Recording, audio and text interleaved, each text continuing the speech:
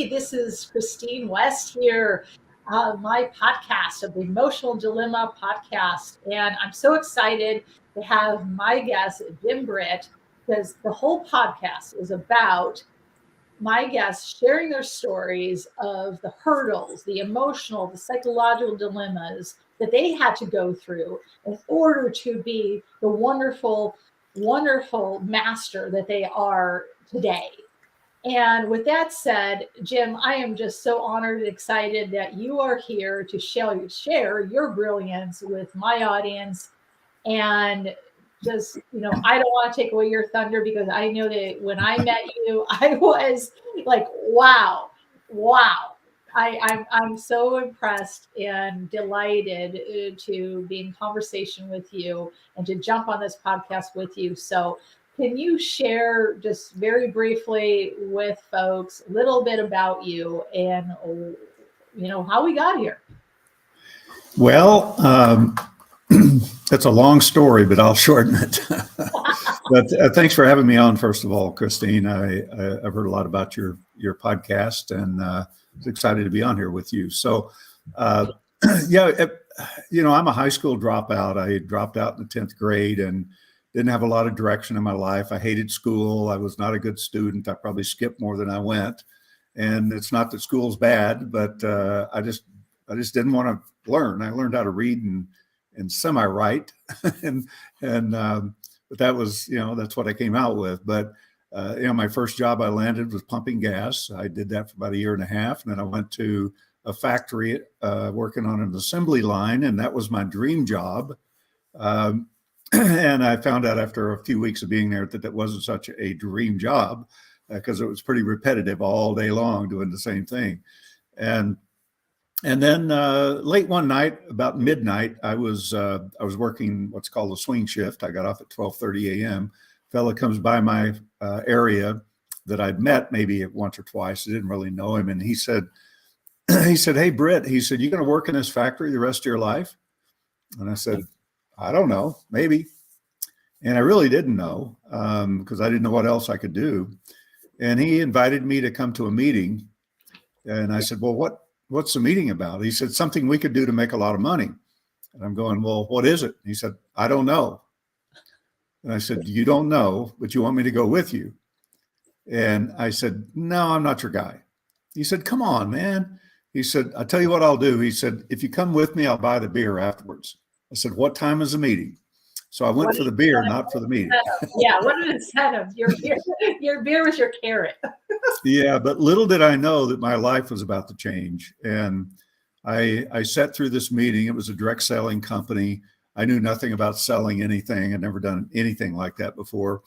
And big problem is I needed $4,000 to get started for inventory. And I only had $9 in a bank. And by Friday, that was going to be gone when I got my next paycheck. And I said, yes. I said, I'm gonna do this. I saw a way out of what I was doing. And I think I left, I think I got started there for two reasons. One was desperation, because I really did want something very deeply more than what I had. And the second one was inspiration, because I was inspired by what I saw.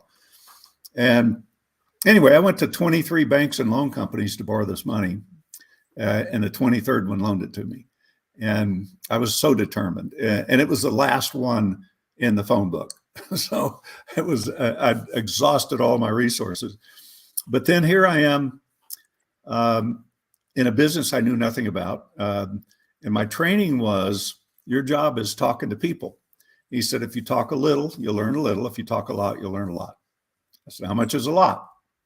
He says, 10 a day. And of course, we didn't have internet or anything like that. So I had to go out and physically talk to 10 a day. Put in perspective for listeners, what year are we speaking about? This was in 72 or 3. Okay. Yeah. Okay. Yeah. Great. Okay. Yeah. And so I committed to talk to 10 a day. And I did. Over the next 12 months, I talked to 10 people every day, at least, sometimes more, but minimum of 10. And I took off Christmas Day, I think. And then I made up for it by talking to 12 or 13 people the next few days. So I talked to 3,650 people minimum in 12 months. I made one sale, and I'm standing at the end of that first year, looking out my window, and I'm thinking, what am I going to do? I've lost everything. My home had been foreclosed. I had a notice on the door. I had to be out in 5 days. Both of my vehicles had been repoed. All of my furniture had been taken because I had liens against it.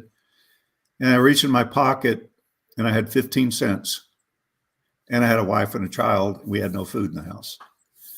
And that's where that first year ended. But it also was the beginning.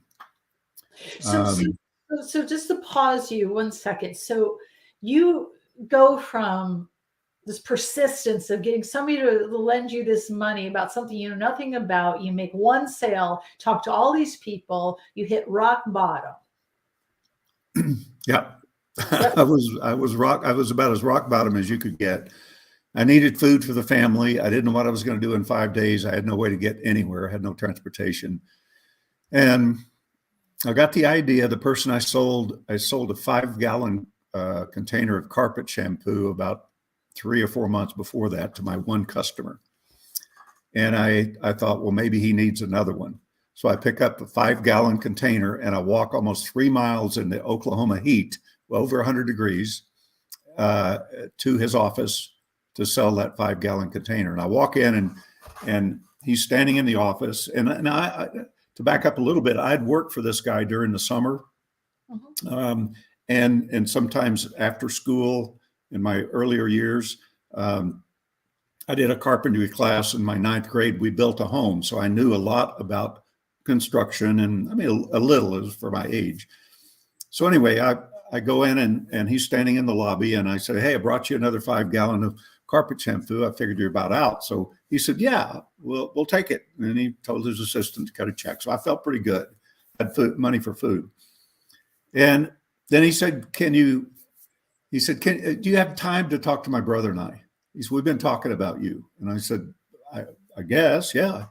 I don't know what about. So I go into their office, and he and his brother sitting there. Now they're the largest builders in Oklahoma City at the time.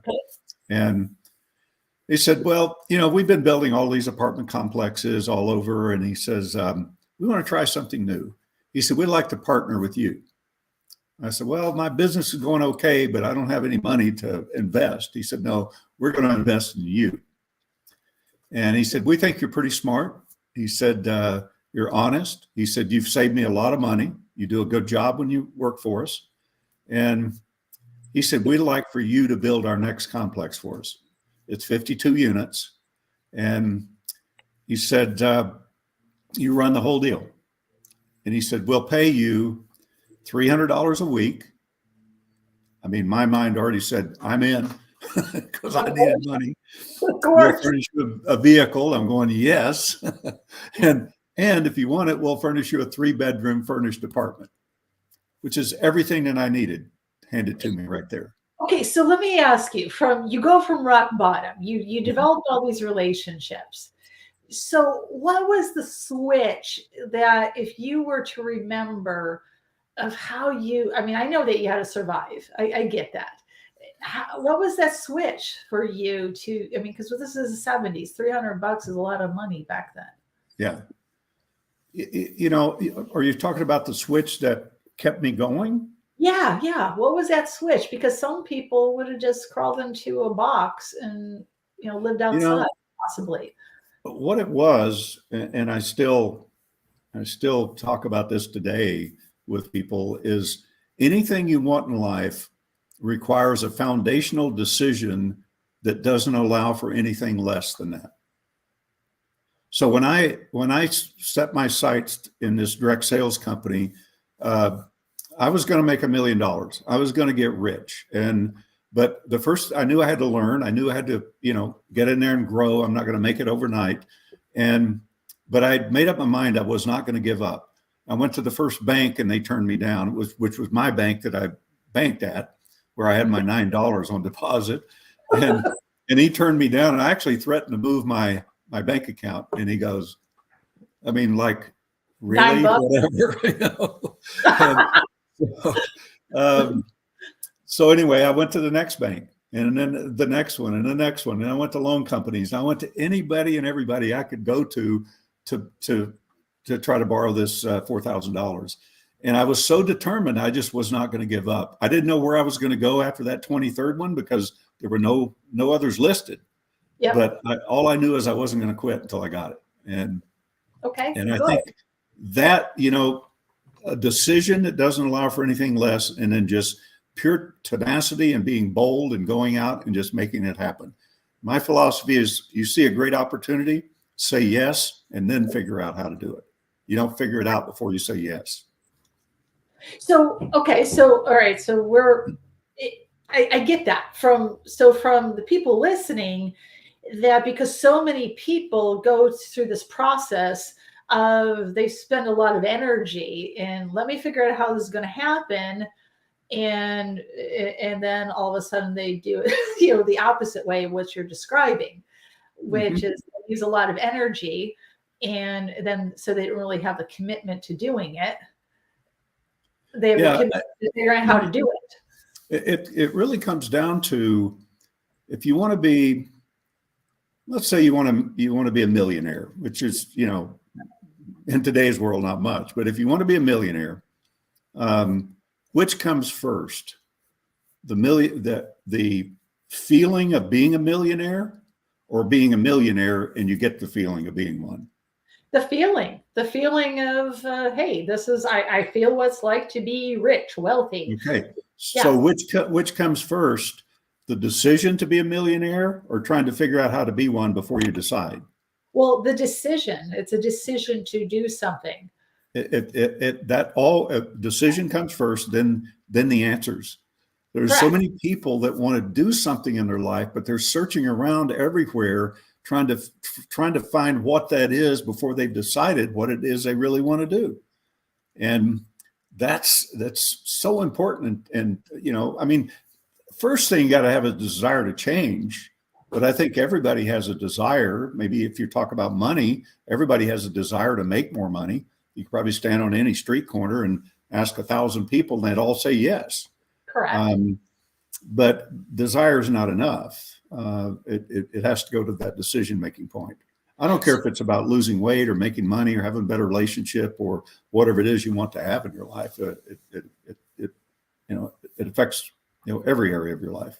So in your process, because this is right up my alley. So it's about make a decision. Make a decision that I'm going to go for it. Then what happened? What happened in your story? Well, what happens next is, once the decision is made, you've got to take action. Yeah. And so many people, they make the decision, but it's like if this circle was a decision. Yeah. What if I left a little opening in the top? That's most people's decision, and that's their escape route. Yep. That's how they get out of their decision. That's how they justify why it didn't work. See, if you don't leave that opening, if you close that opening, then that's a firm decision. So then you have to take action on that. And so many people are getting ready to get going. As soon as I get this, or as soon as I do this, or as soon as this happens, or as soon as I get my website up, or as soon as, no, there's got to be action you can take now. Some of those things are important, but still there's some action that you could take now that people wait. They want to get everything perfect. Well, if you wait in today's world to get everything perfect before you launch, somebody else will beat you to it. You'll be looking for something else to make perfect. Correct. Amen. So I so agree with you. So back to you. How did you go from, because the actions, okay, you made that committed. I like this, you know, visual. Okay, we're committed to firm commitment, made the decision. So how did you go from that, now I'm making $300 an hour, or not an hour, a week, you know, a week. Yeah, 300 hours an hour back then, you would have been like, Yahoo! But okay, so you're eating, you have some place to, you have your basics, that, your food, your shelter. How did you go from that to, I mean, I know in the Jim Rohn world. Okay, how did you get there? Well, uh, the first step was, um, joining up in that direct sales company at the end of that year where I was with nothing, and sitting with these two guys wanting me to build this apartment complex. Not only did they give me 300 a week and a vehicle and an apartment, um, but they paid me a bonus. They said, if you finish this project in a year, which will be a stretch, he said, you'll receive a $60,000 bonus. He said, if you, every day that you go past a year, you're going to lose 1,000 a day until it's gone. And he said, quite frankly, it'll probably take you 13 months or so, maybe 14 even. But if you speed it up and really work hard, you might be able to make some bonus. And he said, and on the other side of that, every day that you finish prior to a year, we'll add another 1,000 a day. Well, I finished that. I'd never built one of these, but I finished in 8 months. So calculate that out. And if I finished on time, if I finished in a year, I earned 15% of the apartment complex. So I ended up basically earning about $500,000 in the next year from that one customer that I had. And in addition, a person stopped by my home the day I came back from selling the carpet shampoo. He knocked on my door, and it was somebody from the direct sales company, an executive. And he said, I understand you're working hard, but you're not making any money. Can we talk? He spent 2 hours with me, taught me everything I was doing wrong and everything I was doing that I needed to be doing.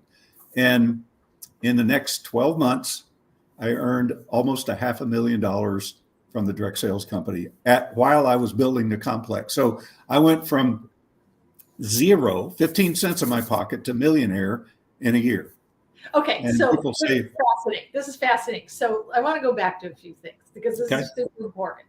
Okay, so in today's world, there are so many, say, businesses that can't get people engaged. They can't get the right talent. And what I heard is that you were in a situation where somebody offered you the right incentives that actually made you an overachiever and had the right formula, that it was put the decision in your hands to decide whether what you earned got bonuses or if you started losing money. Mm-hmm. And when I first started it, they told me, so here's some of the contractors you use. We use this framing contractor. We use this cement contractor. Well, there were six buildings in this complex. So I hired 6 cement finishers. I hired 6 plumbers. I hired 6 framing contractors. Yeah. So instead of waiting for one crew to finish the whole thing, the buildings just went up like this. So you know how to utilize people effectively. Yeah. Yeah. I mean, all the time I'm thinking I'm going to finish this in a year for sure.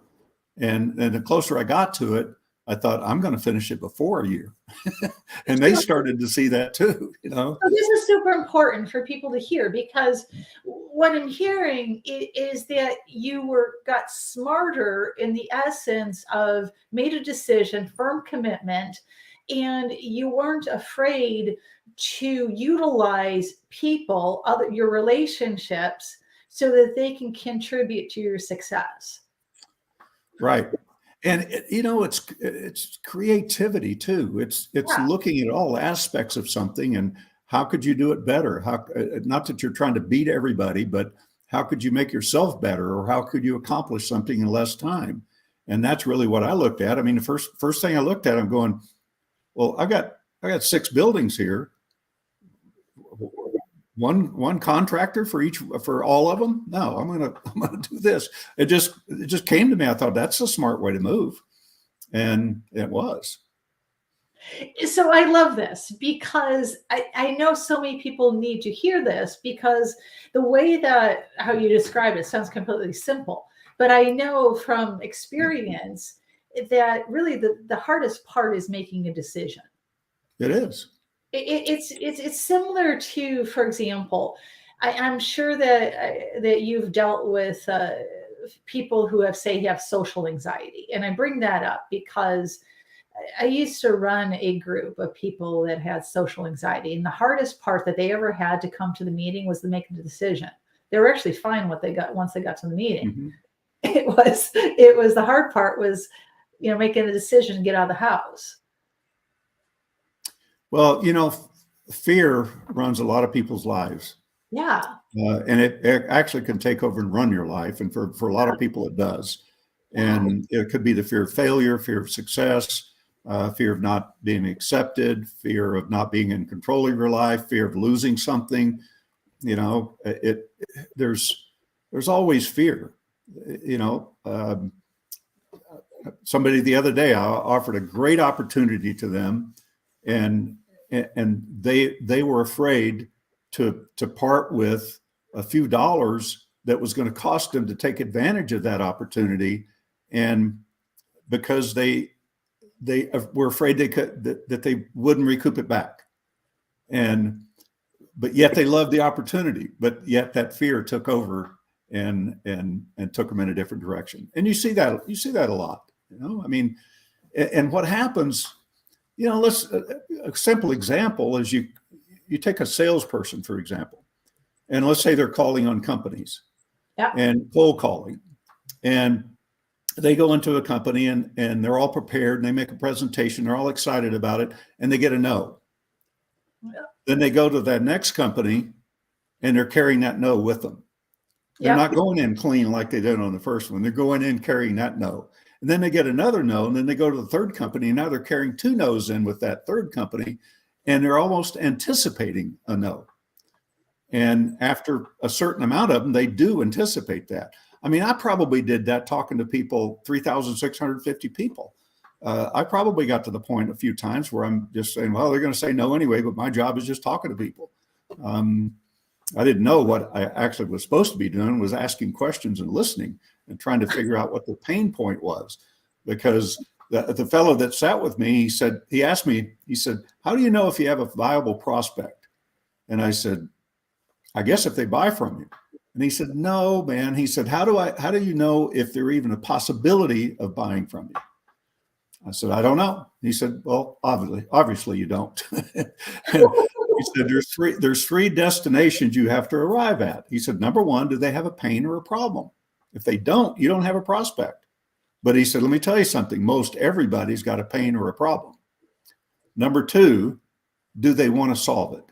And if they don't, you don't have a prospect. And number three, can you solve it? And he said, if you don't get all three of those in alignment, you don't have a prospect. And I said, well, how do you know if they have a pain or a problem?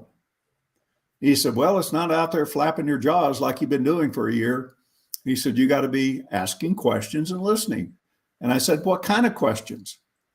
And he said, it doesn't matter. I'm going, what? So I'm getting a little confused. And he said, no, what you want to do is start a conversation. He said, if you say hi to somebody, what do you think you're going to get back? Hi. I said, well, probably hi. He said, that's not a conversation. He said, if you say, hi, how are you? They're going to say, fine, how are you? I'm great. What brings you here today? Maybe you're at a wedding or something like that. Are you a friend of the bride or groom, or you're on the airplane and where are you headed today? And you get in the conversation. And he said, and you listen. And he said, if you ask questions and you intently listen and really genuinely care about that person, they will offer you and share with you their pain or their problem. Well, you're so spot on because, having a conversation is not as simple as people, we're led to believe. And it's gotten harder because of, current times and, things like this thing that, and the technology is beautiful because that's how we met. That's how we met through, but at the same time, if folks lose themselves in just the hi, okay, great, move on. then what good is it? I mean, it's good to know somebody and ask the how are you, but the lost art of being able to say something such as, like you brought up, like if you're at a wedding.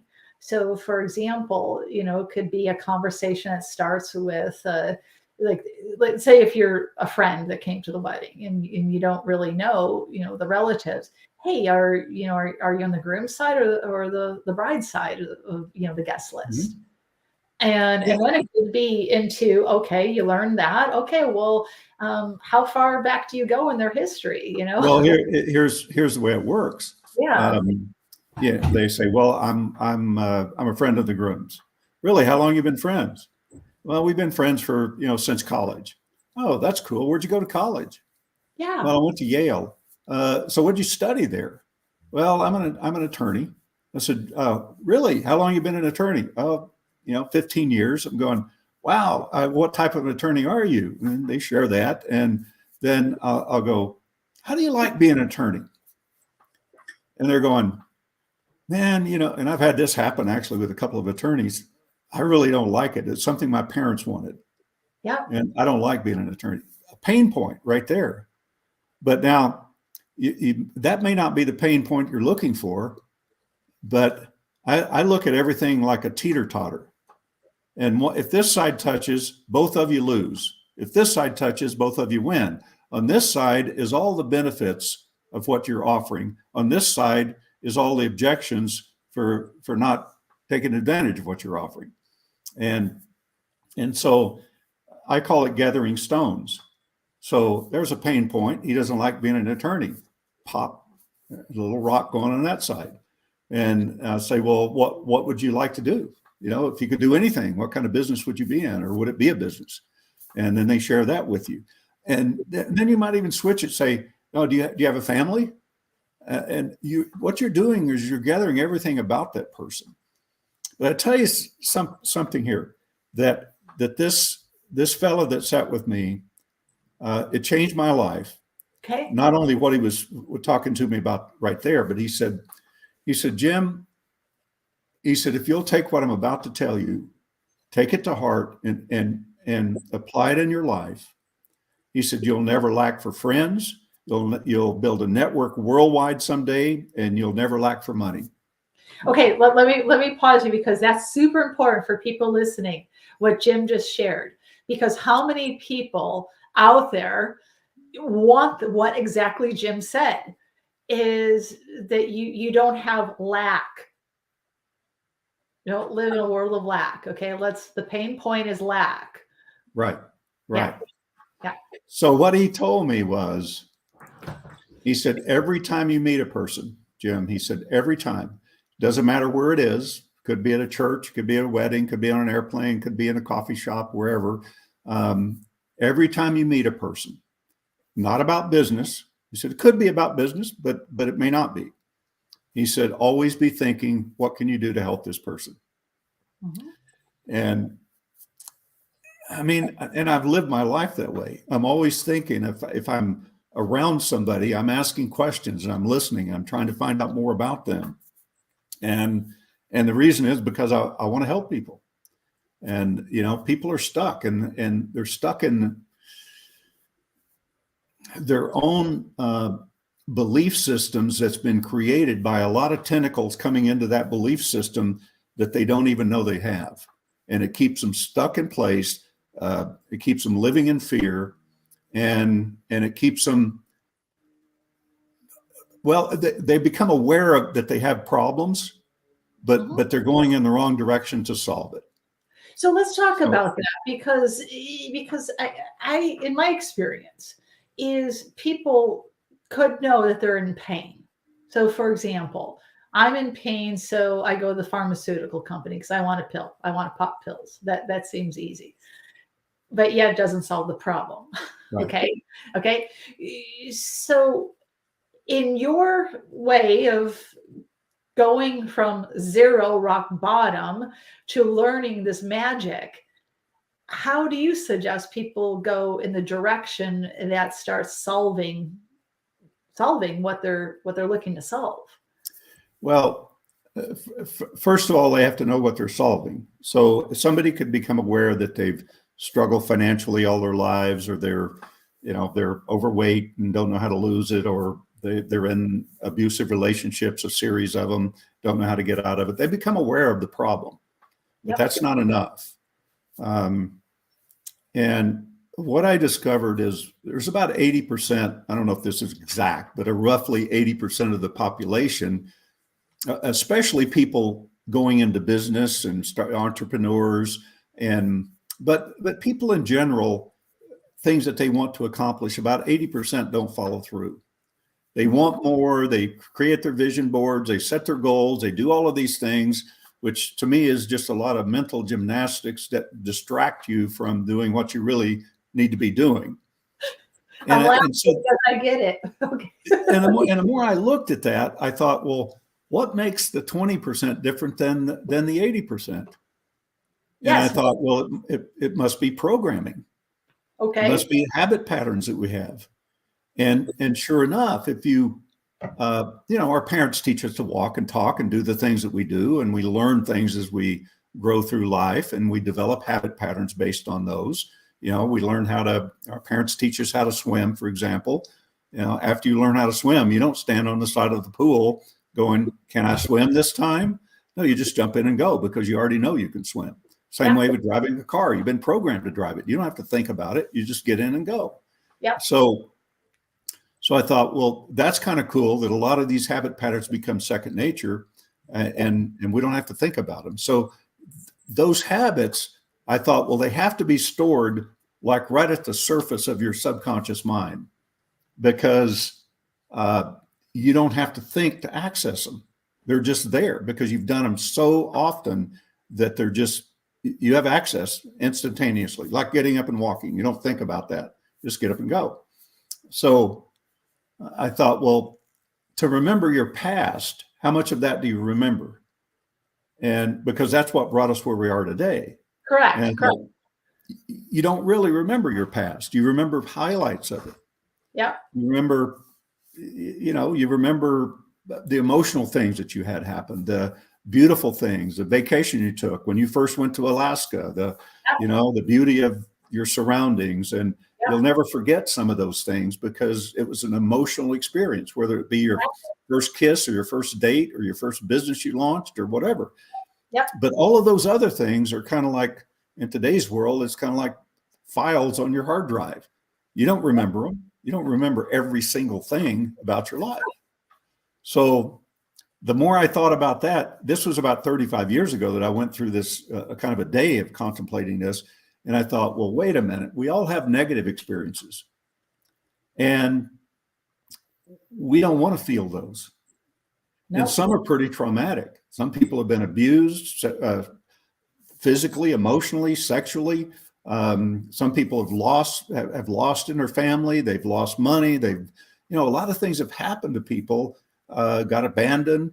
But just generally being programmed, if you're observing your parents or you're watching, the wrong things on TV at your age or something like that, all of that's programming. It all goes in here. And maybe your parents are yelling at each other all the time. You don't want to hear it as a child, so you run off in your bedroom and close the door and put your hand over your ears. And because you may be thinking they're yelling because of me. And a lot of kids do that. But either way, they're being programmed. Right. And later in life, maybe they're in conflict in their relationship all the time because of that. So it's we get programmed, but we don't want to feel it, so we suppress it. Yeah. And we get really good at suppressing it to the point where it becomes like repression, which is an automatic response. Yep. And then we hide it and it's swept under a rug and it gets bigger and bigger until it explodes. And then the person doesn't understand. Then you wake up in the morning and you're feeling lonely or depressed. And you don't even know why. And so you call up your friend and they will help you to suppress. Because they will. They'll go, I love that line. "Oh, come on, Christine. Everything's going to be okay. Let's just think positive and let's go have coffee tomorrow morning and let's talk through this right now." And pretty soon you're feeling okay because your friend pumped you up a little bit. Well, I want to pause you 1 second with that because it's super important, because that's so common that, because how it shows up in my world sometimes with people is, maybe I'll get a phone call and they'll say, okay, I got whatever problem. And then all of a sudden, okay, well, let's set up, a call to talk about it officially. Oh, I was talking to, my friends and family and I'm good now. It's over. Mhm. And so, yeah, you feel good now, but yet it's suppressed as a pattern deep down until that trigger flips again. Yeah. And, thinking positively is okay. Yeah. But if you're using positive thinking to offset something that you don't know you're dealing with, see Yeah. what happens is we develop this core belief that many things have fed it, Yep. and we don't know we have it. We have no clue. And then we become aware of, I want a better relationship, or I want to make more money. We're aware of those things, and we even go to events and things to try to figure it out. But then 3 or 4 days later, we're right back where we were, because that belief system acts like an anchor, and it keeps you just locked in and stuck. And it gives you just enough rope to get to the event and back. And that's about it. And you spend money for it. But people don't realize what's happening. Well, exactly. So in your world, what's so cool, and what I think is so cool, is in your story, because it's a story that many people know. Some people know it's like to hit rock bottom. Some people know what it's like to barely have not enough. But how did you sustain I mean, I know you made decisions, you made that commitment, and obviously somewhere you got aware of your beliefs. How did you all of a sudden go from this, I don't have nothing, I become, you become, a 7-figure guy? And then how did you go from direct sales to the seminar business? Oh, that's a good question, because, what came out of that direct sales company was Jim Rohn was the trainer in that company. And Jim and I connected, and we became good friends. And later, about 5 years after that, we formed a company, and my job basically was promoting Jim Rohn. And I did such a good job by the end of the first year that it really forced me into speaking, because he couldn't handle everything that we were doing. So, I did a lot of speaking, and a lot for free in the beginning, just to get my experience. Um, and I didn't even know what I was going to talk about, because I thought Jim Rohn had all the corner on all good material. So, but we became very good friends, and I guess Jim was a mentor. I don't even think I knew the word mentor back then, but maybe we were mentors to each other. I don't know. I mean, he was an unknown. I was an unknown for sure. He was known within that company, but that was about it. So, he, today he's a household word, even though he's been gone for 10 years. Yeah. People still know him and still follow him and still listen to his programs and all of that. So, yeah, so that's what came out of it. And that's what kind of forced me into the speaking business. And 44 years later, and over 5,000 events in about 30 countries, and a couple million people have gone through my events, and I'm still here. You are, you are. Well, see, this is why, to me, it's so inspirational, because part of, the conversation about these stories is that the existing situation we're in doesn't have to be permanent unless you decide it is. Yeah. I mean, Well, that's yeah. true. And even indecision is a decision. Yeah. So everything is a decision. Everything we do, everything we have, we decided to have it. Yeah. And some people go, well, no, I didn't decide to be broke. So yeah, you did. By either indecision or making the wrong decisions, one or the other. But everything is a decision. So, you just got to be more observant, not just aware, but more observant to the actions you're taking, and what's going to keep you on course after you've made that decision. So let And me it's not ask. always easy. It's not always easy. But see, I have a program called The Power of Letting Go, because when you let go of something that's holding you back, um, you, when you hang on to it, you lost your power. You're Yep. giving it power. And when you let go of it, you're back in your power. So and self-observation tells you whether you're hanging on to something you shouldn't be, or whether you're letting go, or you need to let go. And I have people say, well, letting go is not that easy. I'm going, well, yes, it is. Let's say that I have this mouse in my hand. Does that mean I need to carry this in my hand for the rest of my life? Nope. And the answer is no. I can put it down. And you could do the very same thing with an emotion. It's like I Agree. have one woman in one of my workshops. She says, I can never be successful because of my father. And I said, well, what about your father? She said, well, from the early childhood, he used to tell me I'd never amount to anything, never going to measure up to my siblings, and you're never going to be successful at anything. As I grew up, he just kept putting this stuff on me. And I said, so because of your father, you can't be successful financially. And she said, yes. And I said, because he abused you verbally. She said, yes. And I said, where is your father now? And she said, well, he died 10 years ago. I said, well, who's abusing you now? And she said, I don't understand the question. I said, well, who's abusing you now? Your father's not here. She said, I still don't understand it. And I said, well, you think about it for a while. And I went on doing some other things in the workshop. And I came back in about 15 or 20 minutes. And I said, did you figure out who's abusing you? She said, no, I still don't understand. And the third time back, she said, you mean I'm abusing me? And I said, what do you think? I don't know. So I left again. About 15, 20 minutes, I came back and I walked right up in front of her. I didn't say a word. She looked up at me and she said, oh my God. She said, I'm abusing me. I'm carrying on his legacy. I'm carrying on his verbal abuse by doing it to myself. Mm-hmm.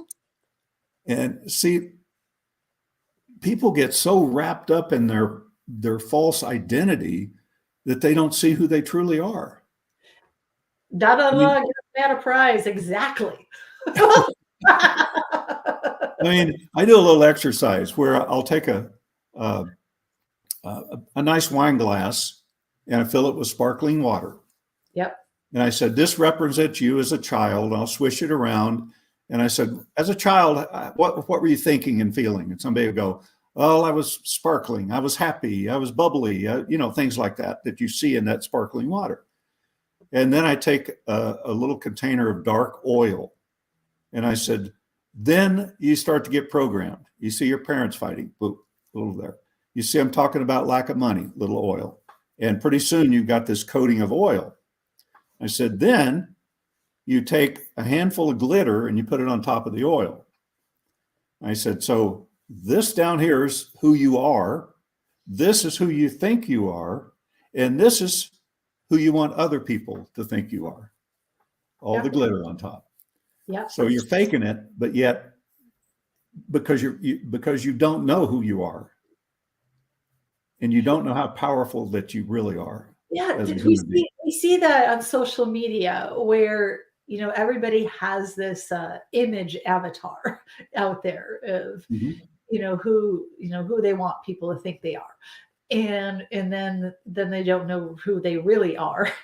Yeah. And yeah, and where they do things that because it's easy to paint a perception of our identities, and so that gets shaped by so many things. And but what's interesting to me, and I like your take on this, is that so many times people get that we'll speak social media and TV and any media, is that validation, that external validation of this is who I'm supposed to be. This is what I'm supposed to do. Well, when you look at, let's just say Facebook, and you look at the post on there, Yeah. more so than LinkedIn probably, but some on there too. the post is either about something that they want in their life that they don't have, or it's about needing approval. Yeah. For me. Yeah. And um, and all of our negativity in our life really stems from two needs, and that's a need for approval or the need to be in control. And even the need to control, the bottom line of that is the need for approval. But I separate the two because it's easier to see them. And you take, let's say, for example, an abusive relationship. People are in those because it's a perfect match for them. And it's usually the woman that gets abused, not always, but usually. So she's looking for attention, looking for approval, and she's willing to get beat up. That's why she stays. And she doesn't like it, but she still stays. Then the guy over here, he feels like his life's out of control. So he's looking for somebody he can be in control of. So he looks for somebody that's more submissive, that needs that approval. And now he can beat him up, and he feels alive and she feels alive, even though when he beats her up, I'll tell him, I said, here's pretty much the way it goes.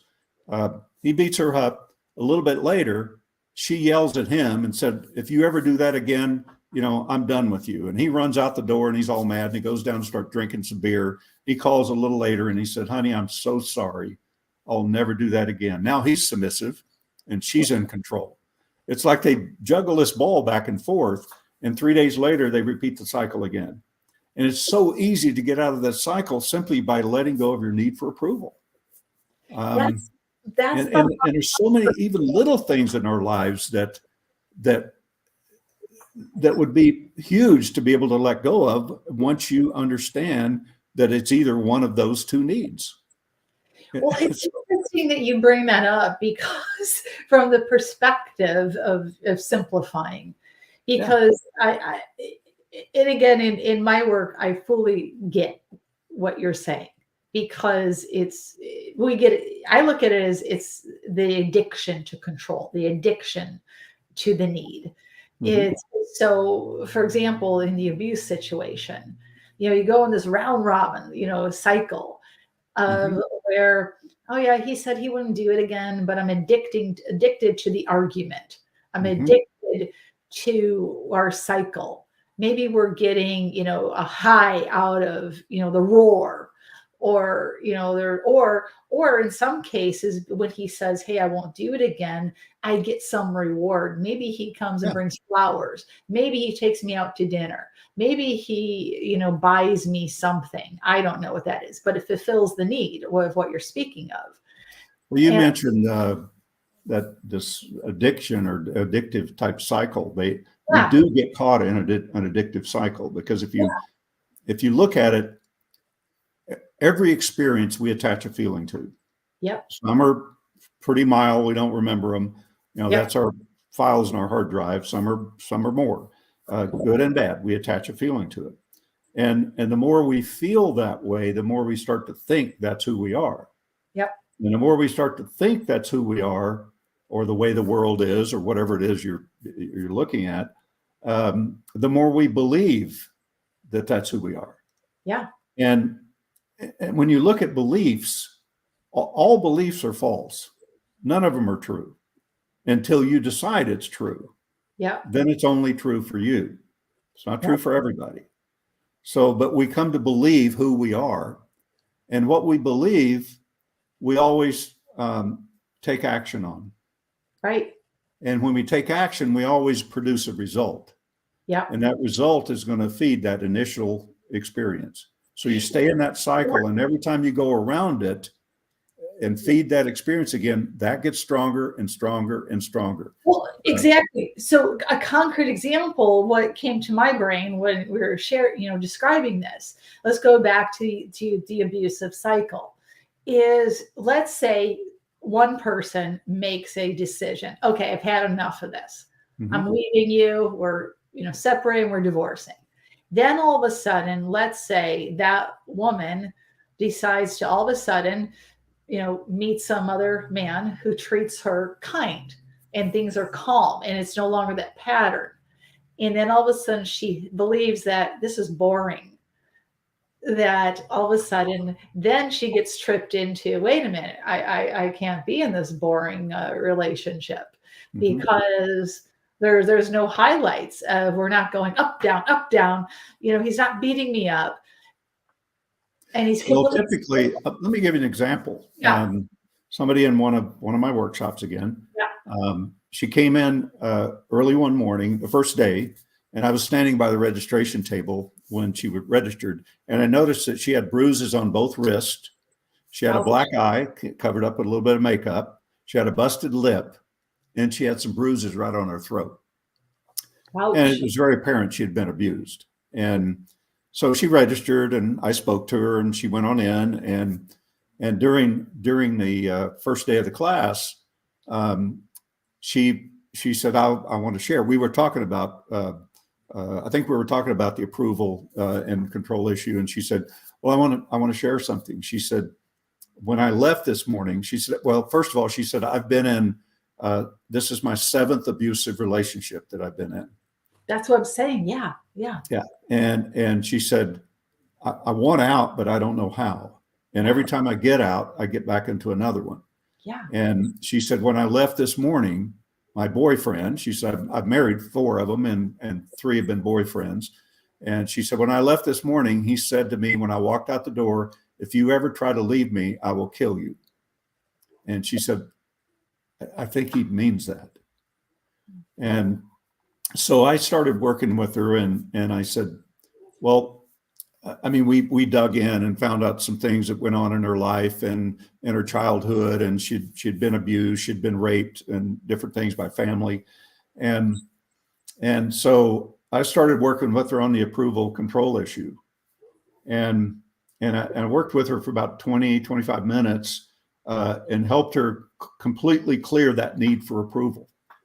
And by taking her into some of those experiences and reliving them and getting emotional about it and bringing that emotion up and being able to clear it over a series of times that I worked with her on it. And so at the end of it, I asked her how she was feeling. And she said, I always try to get them to where they say, I feel tingling all over. Because to me, that's when all of that stuff is gone. Yeah. And that's what she said. And she said, but I don't understand. What do I do now? And she said, when I go home tonight. I said, don't do anything. I said, just go home feeling the way you're feeling now. Nothing else. And she said, I don't need to wonder what he's doing or what he's going. Nope, don't even think about him. Just think about you and keeping you in that state that you're in right now. She said, okay. So she goes home, and the next day she comes in, and I just got up front to start, and she comes in the door and she walks right up front. She said, before you start, I got to share. And she said, I didn't know what to do. I went home last night, and she said, I was trying to just stay really present with myself. And she said, I opened the door, and I'm expecting to see my boyfriend sitting in his recliner chair, drinking a beer and probably telling me, hey, get me another beer. But he wasn't there. So she said, I thought, well, he's probably in the kitchen getting his own beer. So I went in the kitchen. He's not there. She said, oh, he's probably been drinking all day. He passed out on the bed. So I go in the bedroom. He's not there. And she said, all of a sudden, she said, everything felt different. The house felt different. Everything in it felt different. I felt different. She said, it was almost like something exciting was going on. And she said, I ran to the closet. I opened the doors. All of his stuff was gone. And then I noticed a little note on the dresser. All it said was, I will never be back. That was it. See, what's amazing, and I so get it, so get it. But for our listeners, because of my own work, something similar that of folks to realize is when we get rid of that deep down release, the orbit of things just automatically takes care of itself. You create your own world. Yeah. And if the people in it don't change to fit you, they will leave. They'll leave. And it's so simple. It's so simple. She said, well, how could he have left? I said, do you believe that we're all connected energetically? Yeah. And we are. I mean, we're Yeah. all energy units. So yeah, we're connected energetically. Well, I said, when you let go of your need for approval right here and cleared that completely, I said, what do you think he felt? He can't control you anymore. So he She's has to now leave. she's in a marriage and happy and no abuse, nothing. And That's awesome. That's it's just, awesome. we create our own world based upon who we believe we are. Simple I as that. simple. And if you want to know, if you want to change something, just look at what you're doing. Look at what you've created. I mean, there's a law in effect all of the time, and it's called the law of cause and effect. We cause the effect in our life. We do. We do. And it's not the law of attraction, it's a law of cause and effect. And you don't actually attract people into your life. When you make decisions and change who you think you are, people show up in your life. They do. They were there anyway. You just didn't see them because you didn't need to see them at that point in your life because you're in a different state. But now that you're in a new state, it's like looking for a business opportunity to make money. If you haven't decided to make money, you're not going to see the opportunity. They're everywhere. Exactly. Here's something, because me and you, I love talking with you. Lamar in our audience, she says, I love this. And she says, how do you overcome doubt while taking these risks? Well, doubt is based in fear. Yeah. And fear is a made up story. Yeah. See, it's proof that the human being can create. And fear, no fear is real. And in fact, I had somebody challenge me on that one day, and they said, well, what if a bear is chasing you through the woods? I said, what about that fear? And I said, no, it's still not real. You made it up in your mind. They said, yeah, but a bear's chasing you through the woods. I said, yeah, but you're making up in your mind what's going to happen if it catches you. And it hasn't caught you yet. Maybe it's going to lick you, not bite you. I mean, I'd probably run too, but it's, but we make up stuff, we make up these fears and the doubts and, courage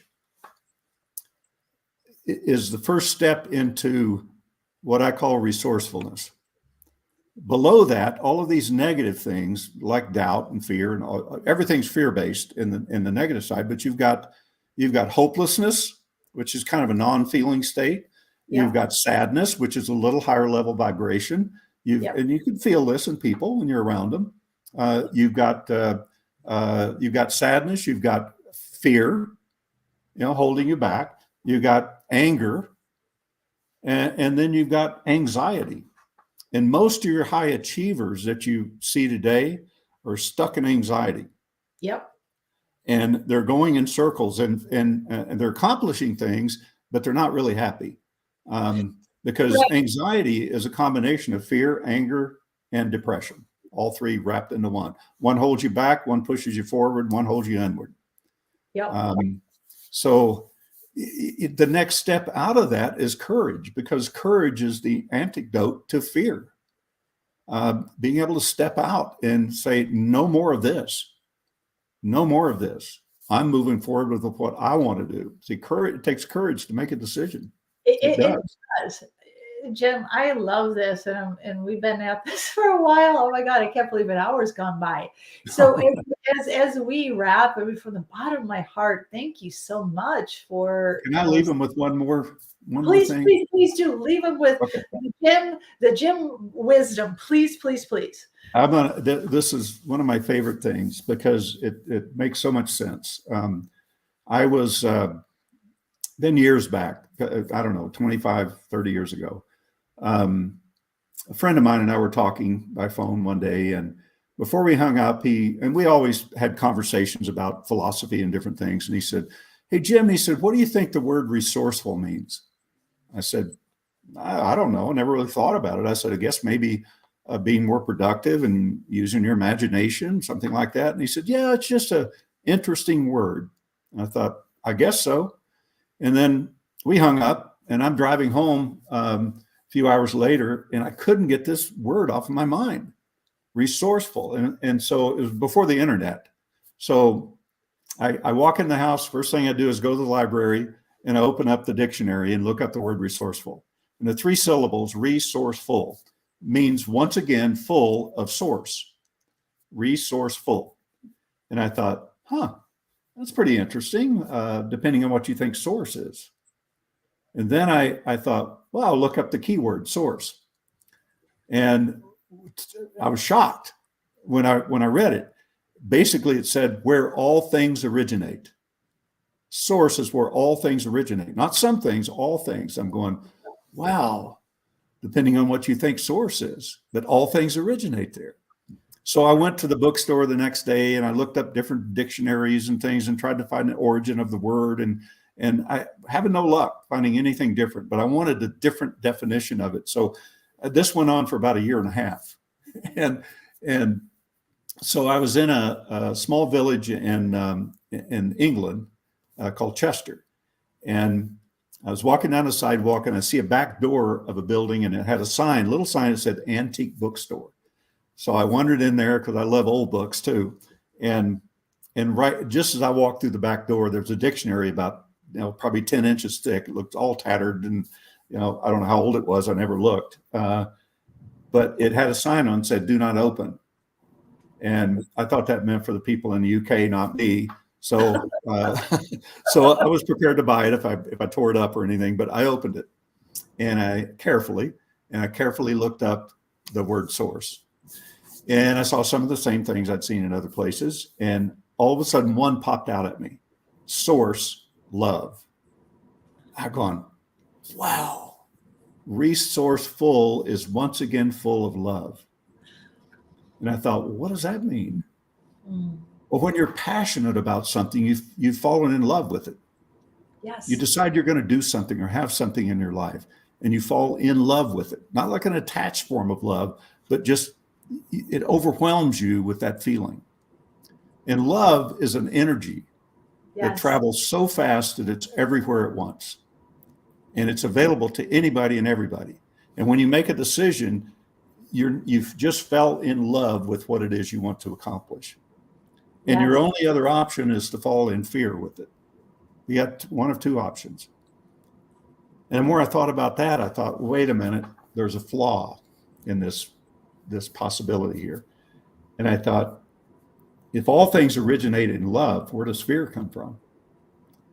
It took me a few minutes. I thought about it, and I thought, oh, fear is made up. It's love creating fear. You create fear, you fall in love with fear. Yeah. And love is presenting it back to you, saying, if you take care of this fear, you can have more of me. Yes. So there's so much power in looking at things the way they are instead of the way you think they are.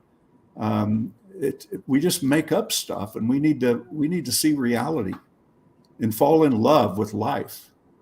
Yes. Fall in love with who we are and what we do and how we help other people, and instead of falling in fear with it. So that was an enlightening moment for me. So I love that story, and thank you. That is a brilliant ending.